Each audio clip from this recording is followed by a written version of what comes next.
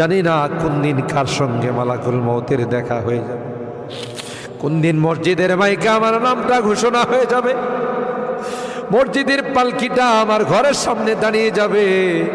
এটা তো এমন পালকি, এটাতে একবার যারা শুয়ে যায় জীবনে আর দ্বিতীয়বার সুযোগ আসে।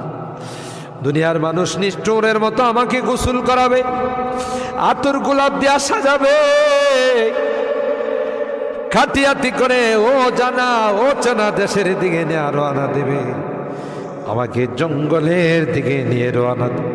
আমি চলে যাব, আর কোনো দিন আসবো না। আল্লাহ ওই মুহূর্তটা আসার পূর্বে নেককার বানাই দিও আল্লাহ, পরহেজগার বানাই দিও, কলমাওয়ালা বানায়া দুনিয়া থেকে নিও আল্লাহ। আমি যদিও গুনাহগার, মুসাফিরের দোয়া নাকি তোমার কাছে কবুল।